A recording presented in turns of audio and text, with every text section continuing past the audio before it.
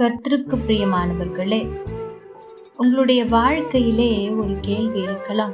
நான் ஆண்டவரை அதிகமாய் நேசிக்கிறேன், அதிகமாய் ஜெபிக்கிறேன், ஒரு சில காரியத்திற்காய் ஜெபித்து கொண்டிருக்கிறேன், ஆனால் அதை நான் இன்னும் பெற்றுக்கொள்ளவில்லையே. முடியாது என்று இருந்த எத்தனையோ காரியத்தில் ஆண்டவர் அற்புதங்களை செய்திருக்கிறார்.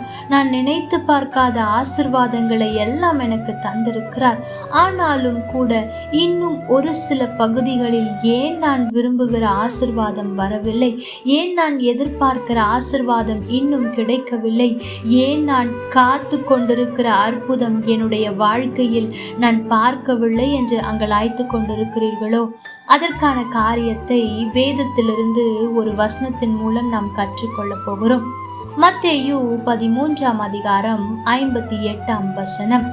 அவர்களுடைய அவிசுவாசத்தின் நிமித்தம் அவர் அங்கே அநேக அற்புதங்களை செய்யவில்லை.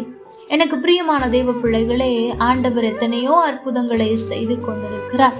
ஆண்டவர் இங்கே ஓமைகளால் அநேக உபதேசங்களை செய்து கொண்டிருக்கிறார். வசனம் சொல்லுகிறது, ஆனாலும் கூட ஆண்டவர் அவ்வளவு பேசியும், அவ்வளவு ஓமைகள் மூலம் பேசியும் அங்கே ஒரு சிலர் நம்பாமல் சில காரியத்தை சொல்லுகிறதை நாம் பார்க்க முடிகிறது. ஆகவே தான் ஆண்டவர் சொல்லுகிறார், அவர் சொல்லுகிறார், நான் இந்த பட்டணத்திலே அற்புதங்களை செய்யவில்லை என்றால் அதற்கு காரணம் என்னவாயிருக்கும் என்றால் அவர்களுடைய அவிசுவாசம்தான் என்று வேதம் சொல்லுகிறது.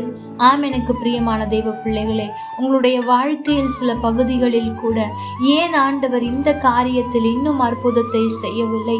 எத்தனையோ அற்புதங்களை செய்திருக்கிறார், ஆனால் இன்னும் அநேக அற்புதங்கள் எனக்காக செய்ய வேண்டியது இருக்கிறதே என்று நீங்கள் அங்கலாய்த்து கொண்டிருப்பீர்கள் என்றால் ஒன்றில் நீங்கள் கவனமாயிருங்கள். விசுவாசத்தில் எப்பொழுதும் உறுதியாயிருங்கள். அது தளர்க்க பண்ணுவதை போல சூழ்நிலைகள் இருக்கலாம், உங்களுக்கு கிடைக்காததை போல சில காரியங்களை உங்களுடைய வாழ்க்கையில் நீங்கள் சந்திக்கலாம். அதை எல்லாம் பார்த்து சோர்ந்து போகாமல், ஆண்டவரே, நான் ஒரே ஒரு காரியத்திற்காய் ஜெபிக்கிறேன், எப்பொழுதும் உம்மை விசுவாசிக்க உதவி செய்யும், கொன்று போட்டாலும் உம்மேல் நம்பிக்கையாயிருக்க கிருபை தாரும் என்று நீங்கள் இருப்பீர்கள் என்று சொன்னார். அப்படிப்பட்ட வார்த்தைகள் உங்களுடைய வாழ்க்கையில் வெளிப்படும் என்று சொன்னார். நிச்சயம் ஆண்டவர் உங்களுடைய வாழ்க்கையில் செய்ய நினைத்திருக்கிற எல்லா அற்புதங்களையும் செய்து முடிப்பார் என்பது சந்தேகமே இல்லை. ஆகவே ஆண்டவரே அற்புதத்தை செய்யும் என்று ஜெபிப்பதை விட்டுவிட்டு, ஆண்டவரே என்னுடைய விசுவாசத்தை பெருக பண்ணும், நான் விசுவாசத்தினாலே எல்லாவற்றையும் பெற வேண்டும் என்று ஜெபியுங்கள். நிச்சயம் ஆண்டவர் உங்களுக்கு உதவி செய்வார்.